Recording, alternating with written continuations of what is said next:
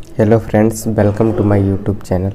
आज के इस वीडियो में हम बायोलॉजी के 50 ऐसे क्वेश्चन के बारे में बात करेंगे जो बोर्ड एग्ज़ाम के लिए मोस्ट इम्पॉर्टेंट है। क्लास 12th का जो बोर्ड एग्ज़ाम होने वाला है 27 फरवरी को, उसके लिए बहुत इम्पॉर्टेंट टॉपिक्स हैं। सब इसी टॉपिक में से लगभग 60+ नंबर के क्वेश्चंस आएंगे। सब इसी से रिलेटेड होंगे, चाहे शॉर्ट क्वेश्चन हो, लॉन्ग क्वेश्चन हो या ऑब्जेक्टिव टाइप हो, सब इन्हीं से रिलेटेड ही आएंगे, घुमा के पूछे जाएंगे। केवल ये आप 50 टॉपिक्स पढ़ लीजिए, आपका 60+ नंबर पक्का है। तो आइए हम बात करते हैं कौन कौन से वो टॉपिक्स हैं। तो टॉपिक नंबर 1 है नर एवं मादा जनन तंत्र। वेरी इंपॉर्टेंट है, दोनों में से एक आता है, हर साल पूछा जाता है। उसके बाद है वृषण, सेकंड टॉपिक है वृषण। वृषण भी काफ़ी इम्पॉर्टेंट टॉपिक है। उसके बाद है शुक्र जनन एवं अंड जनन, दोनों में से एक टॉपिक आएगा। कभी कभी चित्र भी पूछ लेता है, उसको भी तैयार कर लेंगे। उसके बाद फर्टिलाइजेशन, निषेचन तो सबको पता रहता है, इसके बारे में थोड़ा डिटेल पढ़ लेंगे, ये भी कभी कभी पूछ लेता है। इसके बाद है भ्रूणकोश और भ्रूणपोष में अंतर पूछ लेता है, ये लगभग हर साल पूछ रहा है, 1-2 साल गैप करके। इसके बाद टॉपिक 6 है जनसंख्या विस्फोट। जनसंख्या विस्फोट के बारे में पढ़ लेंगे। 7 है IVF तकनीक, इसके बारे में पढ़ लेंगे। इसके बाद टॉपिक नंबर 8 है जीन प्रारूप तथा दृश्य प्रारूप, इसको भी पढ़ लेंगे, दोनों में से एक पूछता है। इसके बाद है नर एवं मादा युग्मोद्भिद का विकास, इसे भी पढ़ लेंगे। इसके बाद है परागण, वेरी इंपॉर्टेंट टॉपिक है, इसमें जो जितने टाइप होते हैं स्वपरागण, परपरागण सभी पढ़ लेंगे, इसमें से एक पूछता है। उसका नामांकित चित्र भी बनाना होता है। उसके बाद बहुभ्रूणता के बारे में पढ़ लेंगे, बहुभ्रूणता क्या है, कितने प्रकार का होता है, एक बीज के अंदर एक से अधिक भ्रूण का विकसित होना बहुभ्रूणता कहलाता है। तो सब ऐसे डिफिनीशन वगैरह कितने टाइप्स हैं इसको पढ़ लेंगे। उसके बाद दोहरा निषेचन पढ़ लेंगे, डबल फर्टिलाइजेशन क्या होता है, किन किन फलों में होता है, ये सब पढ़ लेंगे, एग्जाम्पल्स वगैरह।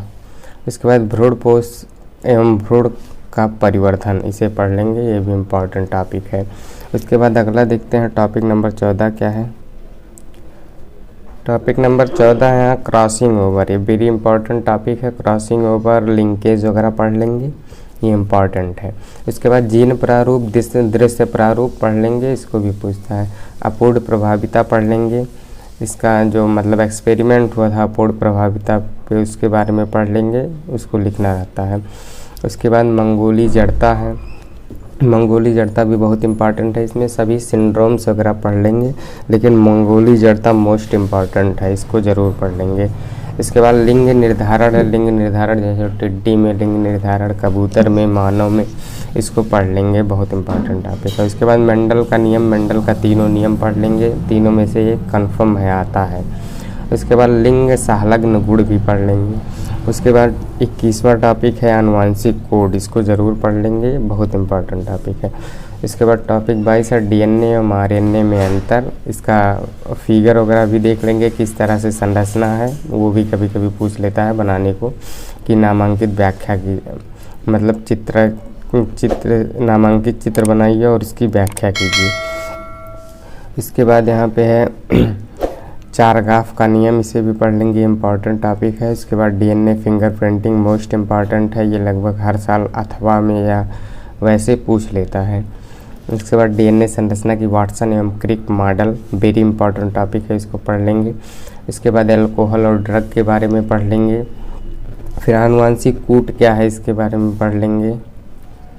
उसके बाद है DNA एक आनुवांशिक पदार्थ है, इसे सिद्ध कीजिए कि DNA एक आनुवांशिक पदार्थ है, इसके 2-3 नियम हैं, उसे पढ़ लेंगे, उसमें से कोई एक पूछ लेता है। जन्मजात एवं उपार्जित रोग के बारे में पढ़ लेंगे। उसके बाद यहाँ मलेरिया, कैंसर, जैव उर्वरक के बारे में थोड़ा डिटेल में पढ़ लेंगे। बायोगैस के बारे में पढ़ लेंगे, वेरी इंपॉर्टेंट है।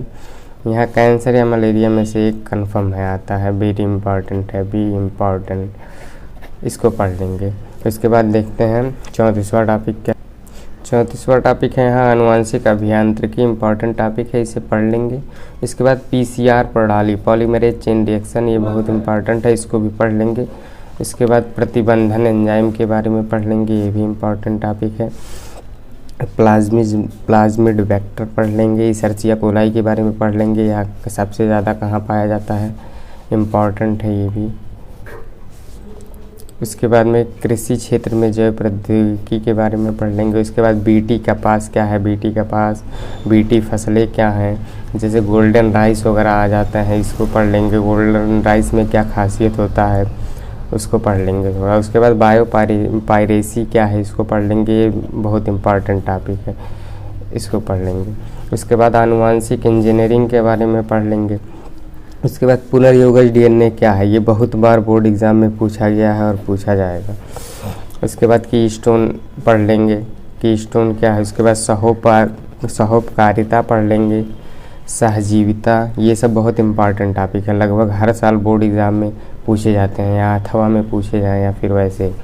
इसके बाद रेड डाटा बुक, ये बहुत इम्पॉर्टेंट टॉपिक है, यूपी बोर्ड, बिहार बोर्ड, सभी बोर्ड के लिए इम्पॉर्टेंट है, क्योंकि सभी बोर्ड में एनसीईआरटी बुक्स ही चल रही हैं, इसलिए सभी बोर्ड्स के लिए ये टॉपिक्स इम्पॉर्टेंट हैं।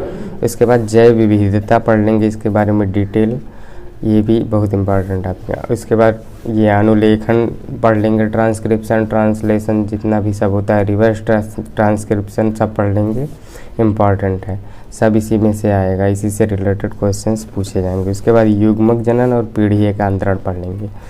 बस इतना 50 टॉपिक्स ये पढ़ लीजिए। उसके बाद 70 में 60 नंबर कंफर्म है, कंफर्म। ये टॉपिक्स पढ़ के चले जाइए, इसी से रिलेटेड सभी पूछे जाएंगे। Thank you.